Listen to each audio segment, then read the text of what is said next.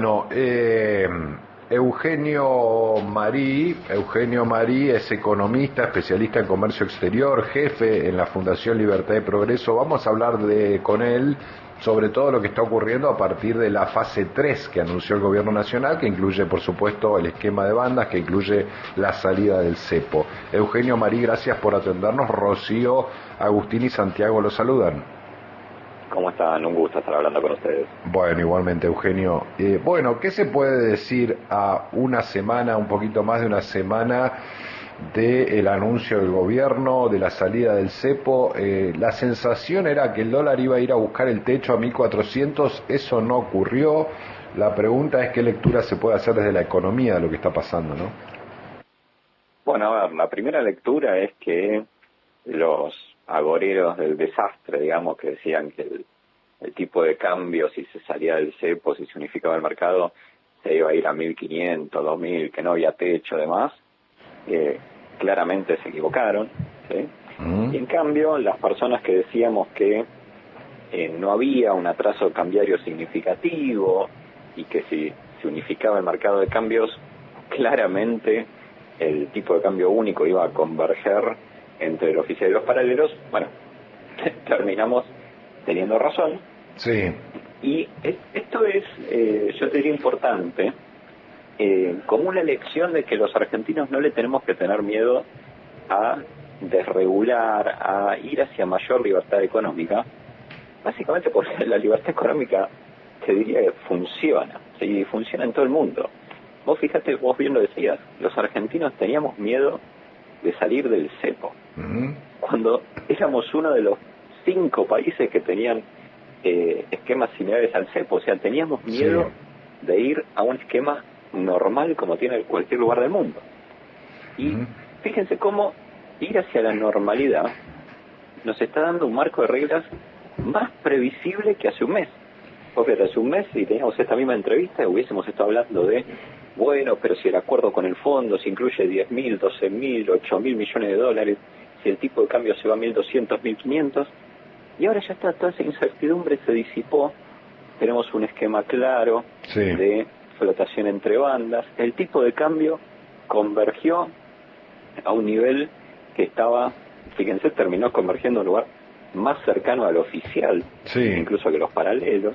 Entonces, de vuelta, no hay que tenerle miedo a la normalidad, ¿sí? Yo creo que ese es un mensaje importante, y además que si se hacen las cosas bien, las desregulaciones nos llevan a un mejor lugar, no a un peor lugar. Claro, el tema es cómo atravesar el proceso hacia ese país desregulado y liberal, ¿no? Que es un poco lo que entiendo está intentando transitar el gobierno. Bueno, ese es tal vez el gran punto que vos estás tocando, ¿no? Y ahí yo te diría, hay que hacerlo con responsabilidad y con consistencia económica, ¿sí? A ver, fijémonos, ¿por qué esta salida del cepo no fue traumática?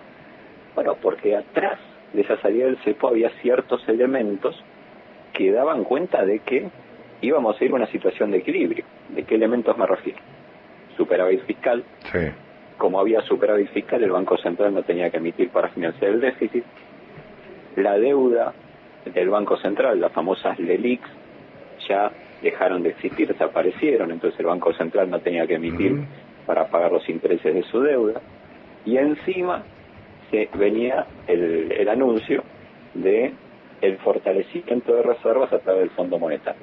Entonces uno empieza a ver y dice, bueno, claro, salís con una fortaleza que, digamos, te acota la probabilidad de turbulencia, llamémoslo. Eugenio, ¿esto se hizo sin que el Banco Central tenga que salir a comprar dólares? A ver, de hecho, si vos ves, desde que se unificó el mercado de cambios, el Banco Central no compró dólares. Ajá, bien, esa yo no tenía claro si era el propio gobierno, digamos, el que estaba bancando el precio del dólar a través de la intervención, o si esto fue natural, digamos, ¿no? Fíjense, esto es muy interesante que vos planteás, porque ha habido ruido respecto a si se estaba interviniendo o no se estaba interviniendo. El esquema en el que estamos ahora es de flotación entre bandas. Entonces, ¿cuál es el compromiso del gobierno? Que hasta que el tipo de cambio no toque la banda superior, 1.400 pesos, o la banda inferior 1.000 pesos, el Banco Central no va a intervenir. Bien. Va a flotar. ¿Sí? Y de hecho, cualquier persona lo puede ver, pues esta es información pública que está en la página del Banco Central. Fíjense, todos los días desde que se salió el cepo, el Banco Central informa, no hubo intervención en el mercado de cambios. Eugenio, buen día. Agustín, soy Agustín Amado, buen día. Ahora, Buen día, Agustín. ¿En qué medida esto entra en tensión con esto que mencionabas recién acerca de la libertad de cambio, el libre mercado, pero al mismo tiempo se está hablando de una cotización del dólar entre bandas? Es decir, si se superan los 1.400 pesos habrá una intervención del Estado, pero si baja de los 1.000 también habrá una intervención del Estado. Entonces, no hay intervención, pero tampoco es absoluta, digamos, esa no intervención. Así es cierto. Bien, vos lo mencionás. A ver, nosotros recordemos un poquito la historia de Argentina, cómo venimos evolucionando. Porque ahí, cuando veamos la película, por ahí se va a entender mejor esto de las bandas. 2023, recordemos en Argentina, teníamos tipo de cambio oficial 3.50, tipo de cambio paralelo 1.200. Esa era la realidad de diciembre de 2023. Brecha cambiaria históricamente alta, más de 200% de brecha cambiaria, con un cepo brutal. Recordemos que había problemas para pagar importaciones, hasta se suspendían operaciones por falta de insumos médicos. Luego viene cincelamiento cambiario, ¿sí?, con el cambio de gobierno, y aparece el nuevo esquema que, si recordamos, era el crawling peg del 2%, el tipo de cambio oficial, subía 2% todos los meses. La brecha cambiaria bajó muchísimo y durante 2024 el gobierno fue relajando algunas restricciones para, básicamente, que las empresas, los individuos puedan ir normalizando su situación en términos de compra-venta de divisas.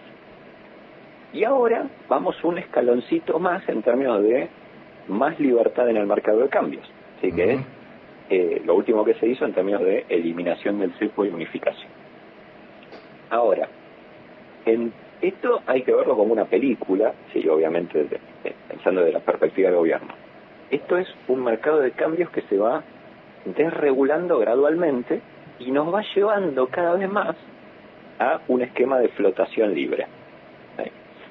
Entonces, veníamos de recontraencepados a un cepo un poquito más chico, sacamos el cepo y ahora tenemos las bandas. Que las bandas lo que nos dicen básicamente es, bueno, vamos a acotar la volatilidad. Si te vas muy arriba o muy abajo, el gobierno interviene para acotar la volatilidad. Bien. Pero si nosotros vemos cómo están diseñadas las bandas, son bandas que se van abriendo. Sí, el 1.400 va subiendo 1% por mes. Y el 1.000 va bajando 1% por mes. O sea, este es un cono que se va abriendo, las bandas se van separando, con el objetivo de que en algún momento las bandas sean irrelevantes, ¿sí?, que ya el peso flote en relación al dólar y que el Banco Central no tenga que intervenir para acotar ningún tipo de volatilidad, y vayamos a un esquema como tienen la mayor parte de los países del mundo, que es de flotación limpia, con algún tipo de administración de la volatilidad intradiaria, así, pero cuestiones muy menores.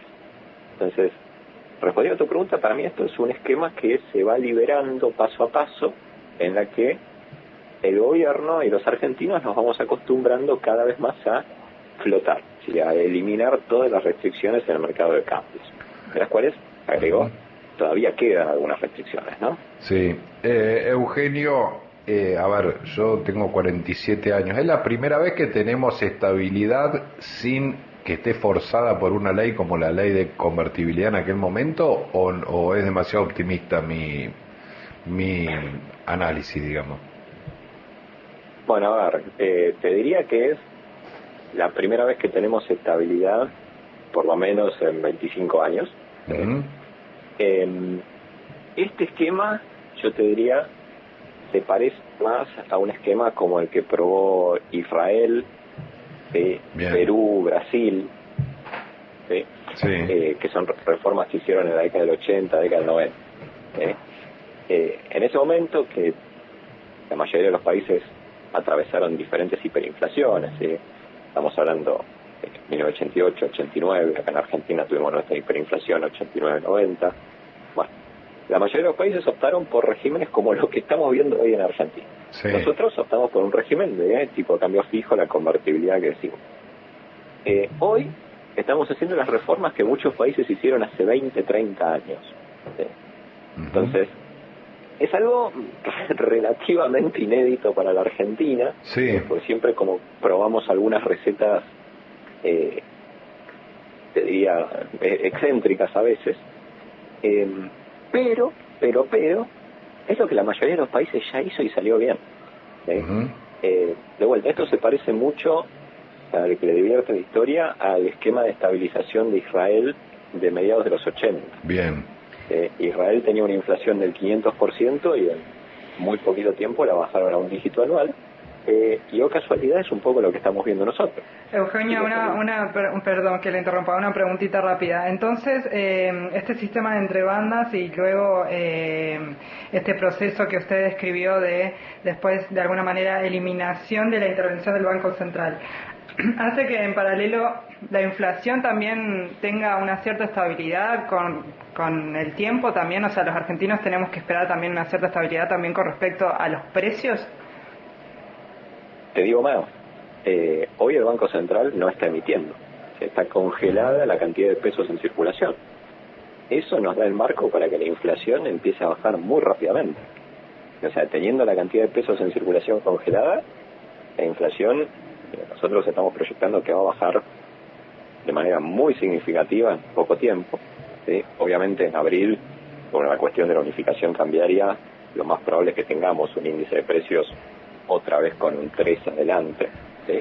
Pero después en mayo, junio va a bajar muy rápido y nosotros ya estamos proyectando junio, julio, un índice de precios que va a comenzar con un 1 adelante, ¿sí? 1, algo.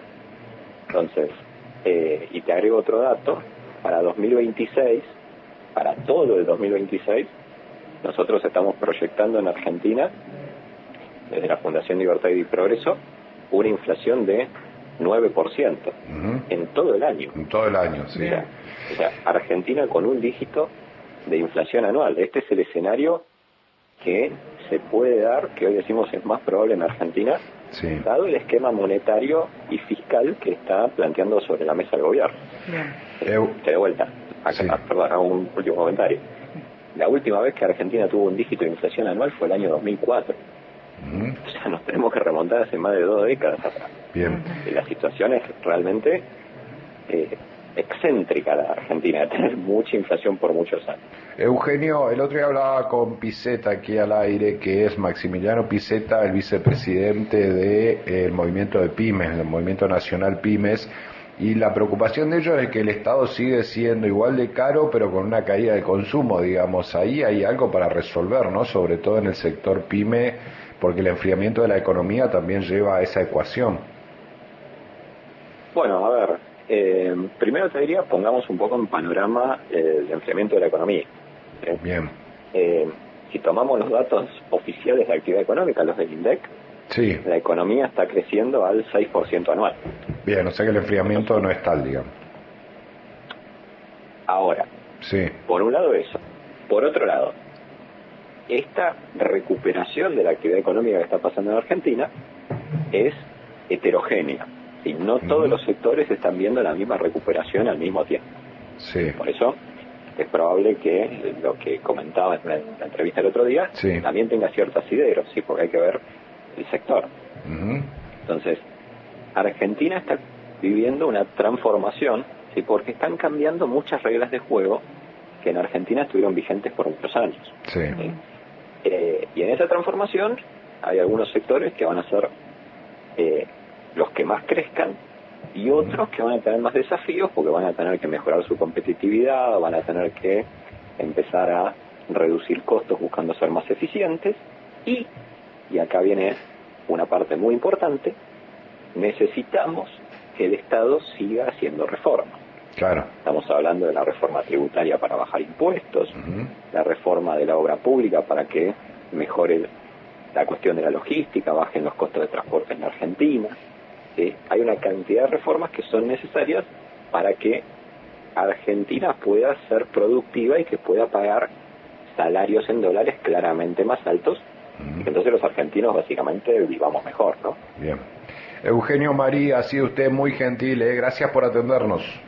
Por favor, ha sido un gusto. Gracias. Eugenio Marí, economista especialista en comercio exterior, jefe en Fundación o de la Fundación Libertad y Progreso, allí dándonos el panorama desde la Fundación de lo que está ocurriendo con esta fase 3 del gobierno de Javier Milei.